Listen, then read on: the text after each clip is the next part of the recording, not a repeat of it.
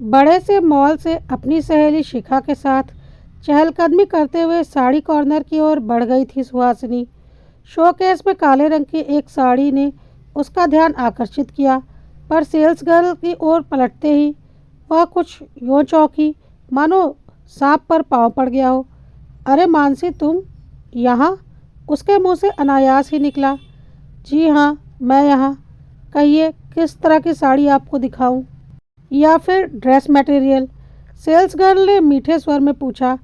नहीं, कुछ नहीं चाहिए मुझे, मैं तो यूं ही देख रही थी। सुहासिनी के मुख से इतना भी किसी प्रकार निकला था। मानसी कुछ बोलती उसके पहले ही सुहासिनी बोल पड़ी। मानसी, क्या मैं तुमसे कुछ देर के लिए बातें कर सकती हूँ? क्षमा कीजिए मैम, हमें काम के समय व्यक्तिगत कारणों से अपना स्थान छोड़ने की अनुमति नहीं है। आशा है आप इसे अन्यथा नहीं लेंगी। मानसी ने धीमे स्वर में उत्तर दिया था और अपने कार्य में व्यस्त हो गई थी। क्या हुआ? इस तरह प्रस्तर मूर्ति बनी क्यों खड़ी हो? चलो जल्दी से भोजन करके चलते हैं, लंच टाइम समाप्त होने वाला है। शिखा ने उसे झकझोर ही दिया था और मॉल की 5वीं मंजिल पर स्थित रेस्टोरेंट की ओर खींचकर ले गई थी। क्या लोगी? मैं तो अपने लिए कुछ चाइनीज़ मंगवा रही हूँ। शिखा ने मेनू पर सरसरी निगाह दौड़ाई थी। मेरे लिए एक प्याली कॉफ़ी मंगवा लो, और कुछ खाने का मन नहीं है, सुहासिनी रूंधे गले से बोली थी। क्या बात है, कैंटीन में खाने का तुम्हारा मन नहीं था, इसलिए तो हम यहाँ तक आए। फिर अचानक तुम्हें क्या हो गया? शिखा अनमने स्वर में बोली थी। साड़ी कॉर्नर के काउंटर पर खड़ी सेल्स गर्ल को ध्यान से देखा तुमने? नहीं, मैंने तो उस पर ध्यान ही नहीं दिया, मैं दुपट्टा खरीदने लगी थी। पर तुमने तो उससे बात भी की थी और उसे ध्यान से देखा भी था। ठीक कह रही हो तुम, मेरे मस्तिष्क पर इतनी देर से वही छाई हुई है। पता है कौन है वह? नहीं तो। वह मेरी ननंद मानसी है। क्या कह रही हो? वह यहाँ क्या कर रही है? साड़ियों के काउंटर पर साड़ियाँ बेच रही है, और क्या करेगी? पर क्यों, यही तो जानना चाहती थी मैं। पर उसने बात तक नहीं की। बात नहीं की तो तुम उसे गोली मारो, क्यों अपनी जान हल्कान कर रही हो? वैसे भी तुम तो उस घर को 3 वर्ष पहले ही छोड़ चुकी हो। जब पीयूष ही नहीं रहा तो तुम्हारा संपर्क सूत्र तो यूं भी टूट चुका है, शिखा ने समझाया था। संपर्क सूत्र तोड़ना क्या इतना सरल होता है शिखा? उस समय पीयूष का संबल छूट जाने पर मैं कुछ भी सोचने समझने की स्थिति में नहीं थी। माता पिता, भाई भाभी ने विश्वास दिलाया कि वे मेरे सच्चे हितैषी हैं, और मैं अपनी ससुराल छोड़कर उनके साथ चली आई थी। उन्हें यह डर सता रहा था कि पीयूष के बीमे और मुआवजे आदि के रूप में जो 20 लाख रुपए मुझे मिले थे, उन्हें कहीं मेरे ससुराल वाले हथिया न ले। उनका डर निर्मूल भी तो नहीं था सुहासिनी। पता नहीं शिखा, पर मेरे और पीयूष के विवाह को मात्र 3 वर्ष हुए थे। परिवार का बड़ा कमाऊ पुत्र हादसे का शिकार हुआ था, उन पर तो दुखों का पहाड़ टूटा था। मैं स्वयं भी विक्षिप्त सी अपनी 2 वर्ष की बेटी को सीने से चिपकाए वास्तविकता को स्वीकार करने का प्रयत्न कर रही थी। ऐसे में मेरे परिवार ने क्या किया जानती हो? क्या? मेरे दहेज की एक एक वस्तु वापस मांग ली थी उन्होंने। मेरी सास ने विवाह में उन्हें दी गई छोटी मोटी भेंट भी लौटा दी थी। सिसकते हुए कहने लगी, मेरा बेटा तो चला ही गया, तो व्यर्थ में इन वस्तुओं को रख कर क्या करूँगी? पर जब मैं अपनी बेटी टीना को उठाकर चलने लगी तो वे तथा परिवार के अन्य सदस्य फफक उठे थे। मत जाओ सुहासिनी, और तुम जाना ही चाहती हो तो टीना को यहीं छोड़ जाओ। पीयूष की एकमात्र निशानी है वह, हम पाल लेंगे उसे। वैसे भी वह तुम्हारे भविष्य में बाधक बनेगी। तो तुमने क्या उत्तर दिया था सुहासिनी? मैं कुछ कह पाती उससे पहले ही बड़ी भाभी ने झपट कर टीना को मेरी गोद से छीन लिया था और टैक्सी में जा बैठी थी।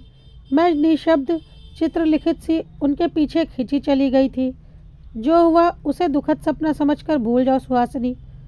उन दुख भरी यादों को याद करोगी तो जीना दूभर हो जाएगा, शिखा ने संतावना दी थी।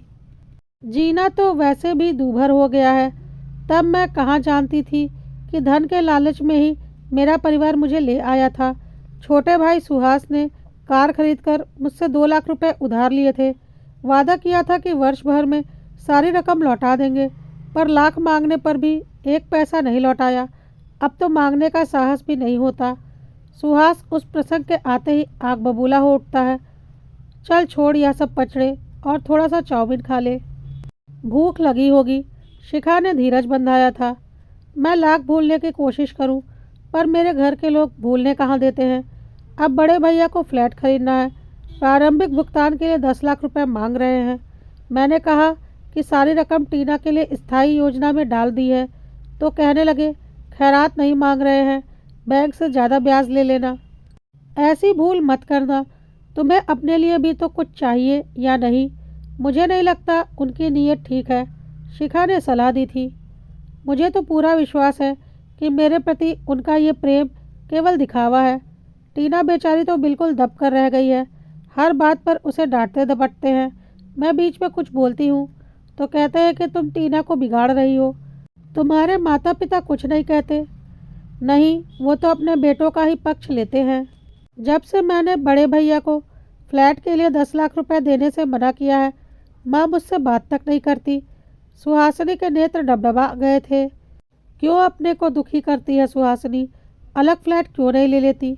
मैंने तो पहले भी तुझे समझाया था। क्या नहीं है तेरे पास? सौंदर्य, उच्च शिक्षा, मोटा बैंक बैलेंस। दूसरे विवाह के संबंध में क्यों नहीं सोचती तू? मेरे जीवन में पीयूष का स्थान और कोई नहीं ले सकता, और मैं टीना के लिए सौतेला पिता लाने की बात सोच भी नहीं सकती। इसलिए तुमने योगेश जैसे योग्य युवक को ठुकरा दिया। शिखा ने अपना चाउमीन समाप्त करते हुए कहा था। नहीं, मैं खुद दूसरा विवाह नहीं करना चाहती। यो भी उसे मुझसे या टीना से नहीं, मेरे पैसे और नौकरी में अधिक रुचि थी। चलो ठीक है, तुम सही और सब गलत। बहस में तुमसे कोई नहीं जीत सकता। शिखा ने पटाक्षेप करते हुए बिल चुकाया और दोनों सहेलियां मॉल से बाहर आ गईं। कार्यालय में व्यस्तता के बीच भी मानसी का भोला भाला चेहरा सुहासिनी की आंखों के सामने तैरता रहा। 5 बजते ही सुहासिनी अपना स्कूटर उठाकर मॉल के सामने आ खड़ी हुई। उसे अधिक प्रतीक्षा नहीं करनी पड़ी। कुछ ही देर में मानसी आती हुई नजर आई थी। अरे भाभी, आप अभी तक यहीं हैं? आप तो मुझे देखकर बिना कुछ खरीदे ही लौट गई थी। मानसी ने उसे देखकर नमस्कार की मुद्रा में हाथ जोड़ दिए थे। मैं तब से यही नहीं हूँ। मैं और मेरी सहेली शिखा यहाँ लंच के लिए आए थे। मैं कार्यालय से यहाँ फिर केवल तुमसे मिलने के लिए आई हूँ। चलो बैठो, कहीं बैठकर बातें करेंगे। सुहासिनी ने अपने स्कूटर की पिछली सीट की ओर इशारा किया। नहीं भाभी, मेरी बस छूट जाएगी। देर हो जाने पर माँ बहुत चिंता करने लगती हैं। मानसी संकुचित स्वर में बोली। बैठो मानसी, मैं तुम्हें घर तक छोड़ दूंगी। सुहासिनी का अधिकारपूर्ण स्वर सुनकर मानसी ना नहीं कह सकी थी। अब बताओ, तुम्हें मॉल में सेल्स गर्ल की नौकरी करने की क्या आवश्यकता पड़ गई?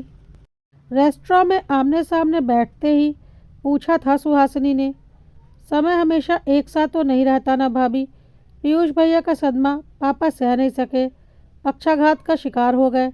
जो कुछ भविष्य निधि मिली उनके इलाज और अमला दीदी के विवाह में खर्च हो गई। पेंशन से फ्लैट की किस्तें दे या घर का खर्च चलाएं। ऊपर से रोहित भैया की डॉक्टरी की पढ़ाई। रोहित भैया पढ़ाई छोड़कर नौकरी करने जा रहे थे। मैंने ही कहा कि मैं तो प्राइवेट पढ़ाई भी कर सकती हूँ।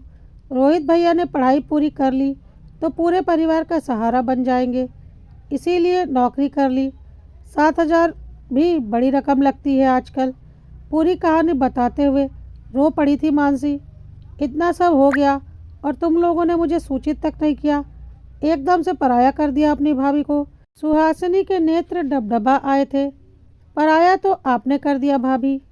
भैया क्या गए, आप भी हमें भूल गई। और जैसे ही आप घर छोड़कर गई, माँ तो बिल्कुल बुझ सी गई। सदा एक ही बात कहती हैं। मैंने सुहासिनी को अपनी बहू नहीं बेटी समझा था, पर उसने तो पीयूष के बाद पलट कर भी नहीं देखा। टीना को देखने के लिए तड़पती रहती हैं। उसके जन्मदिन पर बधाई देना चाहती थी, पर पापा ने मना कर दिया। कहने लगे कि आप सोचेंगी कि पैसे के चक्कर में बच्ची को बहका रहे हैं ससुराल वाले। मानसी किसी प्रकार अपने आंसुओं को रोकने का प्रयत्न करने लगी थी। सुहासिनी ने खाने के लिए जो हल्का फुल्का मंगाया था वैसे ही पड़ा रहा। चाय भी ठंडी हो गई, पर दोनों में से किसी ने छुआ तक नहीं। मुझे घर छोड़ दो भाभी। माँ सदा यही सोचती रहती हैं कि कहीं कुछ अशुभ ना घट गया हो मानसी उठ खड़ी हुई थी। सुहासिनी मानसी को बाहर से ही छोड़कर चली आई थी। घर के अंदर जाकर किसी का सामना करने का साहस उसमें नहीं था। वैसे भी कहीं एकांत में बैठकर फूट फूट कर रोने को मन हो रहा था उसका। अनजाने में ही कैसा अन्याय हो गया था उससे। पीयूष की पत्नी होने के नाते ही उसे मुआवजा मिला था। उसी के स्थान पर उसे नौकरी मिली थी और वह सारे बंधन तोड़कर मुंह फेर कर चली आई थी। लो आ गई महारानी। सुहासिनी को देखते ही माँ ने ताना कसा था। क्यों, क्या हुआ? आप इतने क्रोध में क्यों हैं? सुहासिनी ने पूछ ही लिया था। पूछ रही हो तो सुन भी लो। तुम दिन भर गुलछर्रे उड़ाओ और हम तुम्हारी बिटिया को संभाले, यह हमसे नहीं होगा। आपको लगता है कि मैं गुलछर्रे उड़ा कर आ रही हूँ? टीना आपसे नहीं संभलती, या तो आपने कभी कहा नहीं। आप कहें तो स्कूल के बाद क्रैश में डाल दूंगी। सुहासिनी सीधे सपाट स्वर में बोली थी। तो डाल दो ना, मना किसने किया है? अब अम्मा की सेवा करने की नहीं, करवाने की उम्र है। बड़े भैया चाय पीते हुए बोले थे और बड़ी भाभी हंस दी थी। मुझे भी एक प्याली चाय दे दो, बहुत थक गई हूँ। सुहासिनी ने बात का रुख मोड़ना चाहा था। बना लो ना बीबी रानी, आज मैं भी बहुत थक गई हूँ। वैसे तुम थी कहाँ अब तक? ऑफिस तो 5 बजे बंद होता है और अब तो 7 बजने वाले हैं। मानसी मिल गई थी, उससे बातें करने में देर हो गई। मानसी कौन? बड़ी भाभी पूछ बैठी। अरे वही मन्नो, इसकी छोटी ननंद। वह क्या लेने आई थी तुझसे? माँ बिफर उठी थी। कुछ लेने नहीं आई थी, मैंने ही उसे मॉल में देखा था। बेचारी आरोहण के साड़ी कॉर्नर में सेल्स गर्ल का काम करती है। माँ आप नहीं जानती, वहाँ तो अलग ही खिचड़ी पक रही है। हमने फ्लैट के लिए केवल 10 लाख मांगे तो मना कर दिया। वहाँ जाने कितने लुटा कर आई है। अब बड़े भैया भी क्रोध में आ गए थे। ठीक है, मेरा पैसा है, जैसे मैं जहाँ चाहूँगी खर्च करूँगी। सुहासिनी ने ईंट का जवाब पत्थर से दे दिया था। फिर यहाँ क्यों पड़ी हो? वहीं जाकर रहो ना जहाँ पैसा लुटा कर आ रही हो। भैया, सुहासिनी इतने ज़ोर से चीखी थी कि घर में हलचल सी मच गई थी। चीखो चिल्लाओ मत, माना कि तुम बहुत धनी हो, पर घर में रहना है तो नियम कायदे से रहना होगा, नहीं तो जहाँ सींग समाए वहाँ जाने के लिए स्वतंत्र हो तुम। बड़े भैया ने अपना निर्णय सुनाकर भीतर अपने कमरे की ओर चले गए। सुहासिनी पत्थर की मूर्ति बनी वहीं पर बैठी रही। तभी अंदर से टीना के रोने की आवाज़ आई। टीना कहाँ है? सुहासिनी के मुख से अनायास ही निकला था। अंदर सो रही है। थोड़ी चोट लग गई है, बड़ी ज़िद्दी हो गई है। बार बार सीढ़ियाँ उतर चढ़ रही थी कि फिसल गई। सिर और चेहरे पर चोट आई है, माँ ने अपेक्षाकृत सौम्य स्वर में कहा था। सुहासिनी लपक कर कमरे में गई और टीना को गोद में उठा लिया। टीना उसके कंधे से लगकर देर तक सिसकती रही थी। सुहासिनी चुपचाप अपने आंसू पीती रही थी। कुछ ही देर में माथे पर किसी स्पर्श का अनुभव कर वह पलटी थी। माँ बड़े प्यार से उसके माथे और कनपट्टी पर मालिश कर रही थी। भैया की बात का बुरा मान गई क्या बेटी? नहीं माँ, तकदीर ने जो खेल मेरे साथ खेला है उसमें भला बुरा मानने को बचा ही क्या है। माँ हूँ तेरी, इतना भी नहीं समझूंगी क्या? इसीलिए तो तुझे यहाँ ले आई थी। आंखों के सामने रहेगी तो संतोष रहेगा कि सब कुछ ठीक ठाक है। सब तुझे बरगलाने का प्रयत्न करेंगे, पर तू विचलित मत होना। थक हार कर सब चुप हो जाएंगे। पर माँ, वहाँ से इस तरह आना कुछ ठीक नहीं हुआ। आपको पता है क्या, पीयूष के पिता को पक्षाघात हुआ है। परिवार मुसीबत में है, उन्हें मेरी आवश्यकता है। कुत्ते की दुम को चाहे कितने भी दिनों तक दबा कर रखो, निकलने पर टेढ़ी ही रहेगी। तूने वहाँ जाने की ठान ही ली है तो जा, पर थोड़े ही दिनों में रोती गिड़गिड़ाती हुई वापस मत आना। माँ पुनः क्रोधित हो उठी थी। सुहासिनी ने टीना की देखभाल के लिए छुट्टी ले ली थी, पर घर में अजीब सी चुप्पी छाई हुई थी, मानो सुहासिनी से कोई अपराध हो गया हो। एक सप्ताह बाद सुहासिनी प्रतिदिन की भांति तैयार होकर आई। उसकी सहेली शिखा भी आ गई थी। आज टीना भी स्कूल जा रही है क्या? माँ ने पूछा था। नहीं माँ, आज हम दोनों पीयूष के घर जा रहे हैं। अपने घर? माँ, हो सके तो मुझे क्षमा कर देना, उन लोगों को इस समय मेरी आवश्यकता है। सुहासिनी घर के बाहर खड़ी टैक्सी में जा बैठी थी। सुहासिनी की माँ जहाँ खड़ी थी वहीं सिर पकड़कर बैठ गई थी। देखो माँ, तुम्हारी सोने की चिड़िया तो फुर हो गई। क्यों दुखी हो, पराया धन ही तो था, पराये घर चला गया। व्यंग्यपूर्ण स्वर में बोलकर भैया ने ठहाका लगाया था, जिसकी कसैली प्रतिध्वनि देर तक दीवारों से टकराकर गूंजती रही थी।